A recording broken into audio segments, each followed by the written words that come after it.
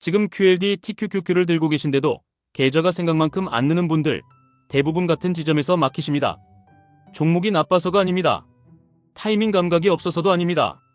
레버리지의 본질을 수익 도구로만 보고 내 안의 반응 도구로는 안 쓰기 때문입니다. QLD TQQQ는 단순히 변동성이 큰 상품이 아닙니다. 내 마음의 변동성을 눈앞에서 실시간으로 보여주는 확대경입니다. 그래서 같은 차트를 보고도 어떤 분은 단단해지고 어떤 분은 스스로를 부수십니다. 차이는 실력보다 상태입니다. 에크하르트 톨레가 계속 말했던 지금 여기로 돌아오는 능력, 그 능력입니다. 여러분이 QLD TQQQ를 매수하는 순간을 떠올려 보십시오.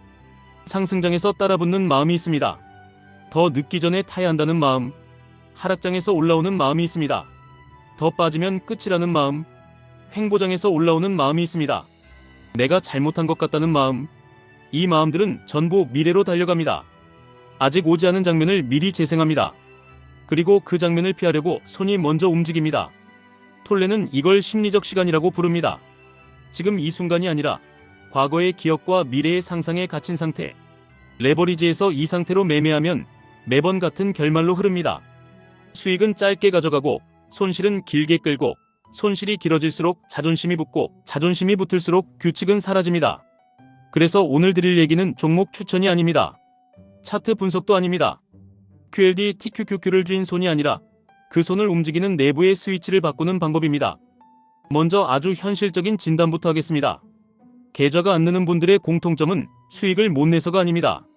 수익이 났을 때 지켜내지 못하고 손실이 났을 때 구조적으로 더 나쁘게 만드는 행동이 반복되기 때문입니다. 대표 장면이 세 가지입니다. 첫째, 상승 초입에서 의심하다가 늦게 들어가십니다. 둘째, 하락 초입에서 손절하거나 반대로 한 번에 크게 들어가십니다. 셋째, 반등이 시작되면 믿지 못하고 다시 흔들리면 마음이 꺾입니다. 여기서 톨레의 말이 바로 꽂힙니다. 생각은 나를 보호하는 척하지만 대부분은 나를 불안하게 합니다. 특히 돈과 연결되면 생각은 보호가 아니라 공포 생산 공장이 됩니다.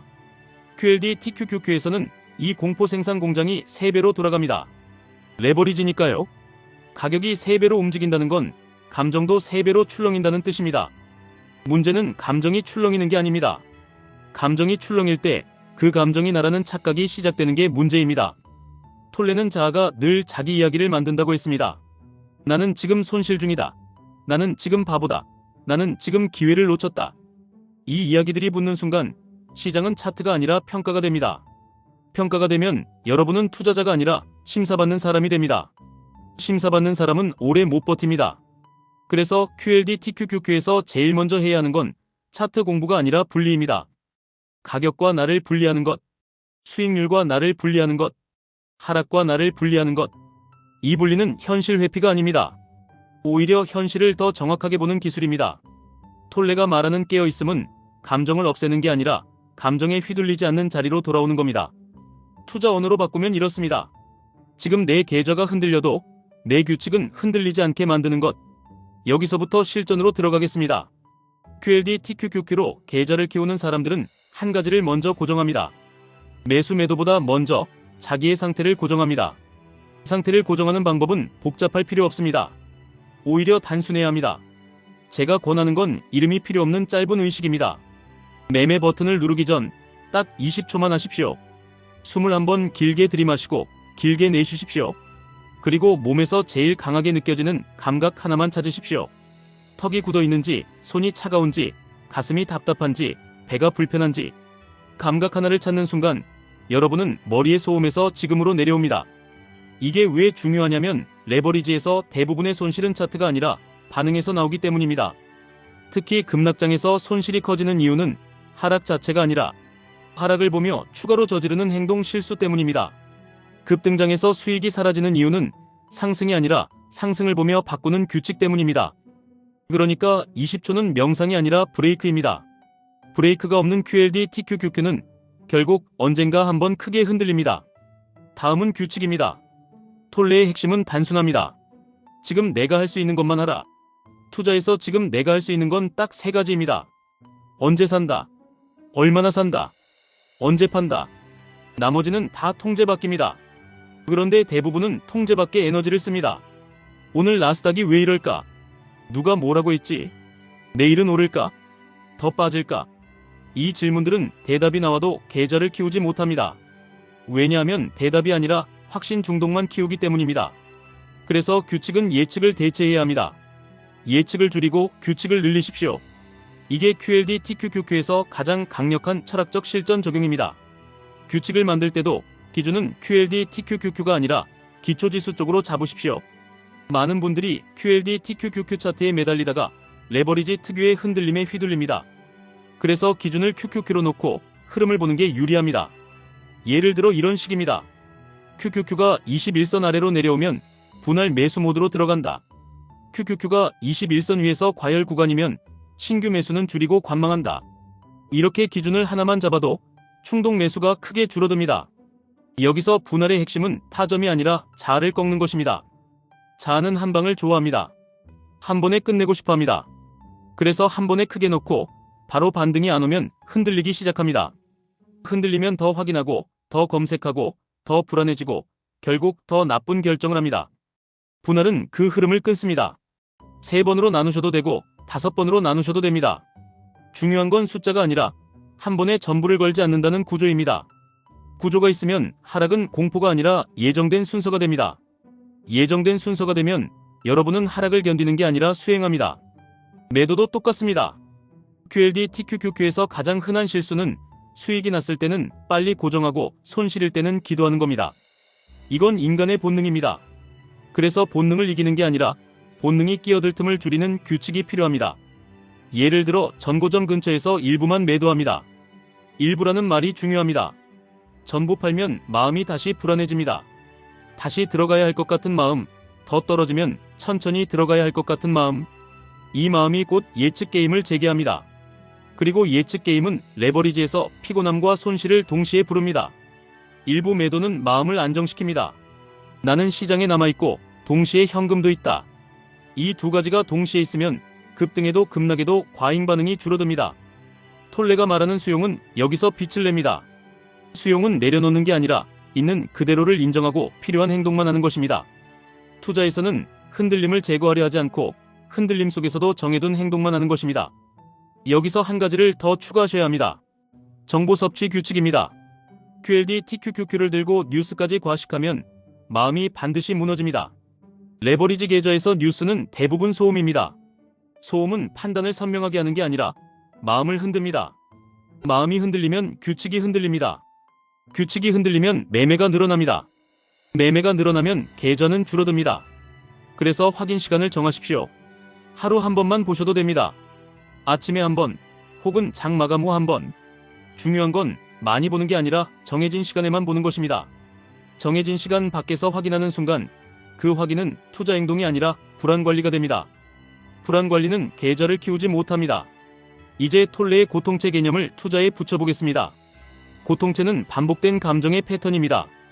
투자에서는 반복된 후회, 반복된 비교, 반복된 복수심입니다. 나는 지난번에 못 벌었다. 나는 지난번에 털렸다. 나는 이번엔 만회해야 한다. 이 생각이 뜨는 순간 여러분은 시장이 아니라 과거와 싸웁니다. 그리고 과거와 싸우는 매매는 대체로 현재의 계좌를 망칩니다. 그래서 고통체가 올라올 때 쓸 문장을 하나 정해두십시오. 짧아야 합니다. 외워져야 합니다. 예를 들면 이겁니다. 지금은 해석할 시간이 아니라 규칙을 확인할 시간입니다. 이 문장을 반복하면 이야기가 줄고 행동이 남습니다. 이게 깨어있음의 투자 버전입니다. 이제 급락장 시나리오를 드리겠습니다. 다음에 QLD TQQQ가 크게 빠지는 날이 옵니다. 그날은 머리가 과열되는 날입니다. 그래서 그날의 행동은 미리 써놔야 합니다. 급락하는 날 할 일은 3가지뿐입니다. 첫째, 확인 시간을 줄이십시오. 계속 보면 공포가 커집니다. 둘째, 기준 차트에서 조건을 확인하십시오. QQQ가 21선 아래인지 분할 매수 구간인지. 셋째, 오늘은 예정된 분할 한 번만 하십시오. 더 하고 싶은 마음이 올라오면 그 마음을 보고 멈추십시오. 멈추는 능력이 곧 수익입니다. 이 말이 이상하게 들릴 수 있습니다. 하지만 레버리지에서 큰 손실은 대개 멈추지 못해서 발생합니다. 그러니까 멈추는 능력은 손실 방어가 아니라 복리의 입구입니다. 급등장도 똑같이 준비하셔야 합니다. 급등하는 날에는 탐욕이 아름다운 말로 포장됩니다. 이번엔 다르다. 더 간다. 지금 더 실어야 한다. 이 말들은 기분을 좋게 만들지만 계좌를 위험하게 만듭니다. 급등하는 날 할 일은 두 가지뿐입니다. 첫째, 평소와 똑같이 하십시오. 특별한 날처럼 행동하면 특별하게 망가집니다. 둘째, 정해둔 규칙대로 일부만 매도하십시오. 이 두 가지만 지키면 급등장이 계좌를 키우고 급락장이 계좌를 지키는 구조가 만들어집니다. 여기까지 오시면 한 가지가 보이실 겁니다. QLD TQQQ는 방향을 맞추는 게임이 아닙니다. 상태를 지키는 게임입니다. 상태를 지키는 사람에게는 시간이 아군이 됩니다. 상태를 잃는 사람에게는 하루가 적이 됩니다. 그럼 자연스럽게 이런 궁금증이 나옵니다. QLD TQQQ는 위험한데 그래도 해야 하나요?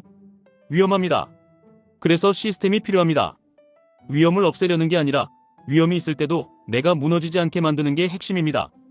레버리지를 잡겠다는 건 파도를 없애겠다는 게 아니라 서핑보드를 준비하겠다는 뜻이어야 합니다.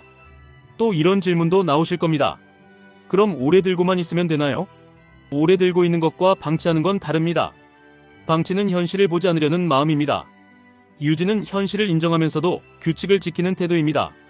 기간보다 중요한 건 그 기간 동안 규칙이 살아있는가입니다. 또 이런 질문도 나옵니다. QLD와 TQQQ 중에 뭐가 더 낫나요? 더 낫다는 말은 보통 내 자아가 좋아하는 말입니다. 나에게 맞다는 말로 바꾸셔야 합니다. TQQQ는 흔들림이 더 큽니다. QLD는 흔들림이 상대적으로 덜합니다. 내가 견딜 수 있는 흔들림의 크기에 맞춰 선택해야 합니다. 흔들림을 견디지 못하면 수익률이 아니라 행동이 먼저 무너집니다. 그리고 마지막으로 이런 질문이 나옵니다. 그럼 매수 타이밍은 결국 21선만 보면 되나요? 핵심은 21선 그 자체가 아니라 기준을 하나로 줄이는 데 있습니다. 기준이 많아질수록 생각이 많아지고 생각이 많아질수록 지금을 잃습니다. 지금이 사라지면 매매는 계획이 아니라 반응이 됩니다. 그래서 하나를 정하고 오래 지키는 게 더 강합니다. 마지막으로 드리고 싶은 메시지가 있습니다. 에크하르트 톨레는 계속 지금 이 순간으로 돌아오라고 말합니다. 투자에서 지금 이 순간은 차트가 아니라 다음 행동입니다.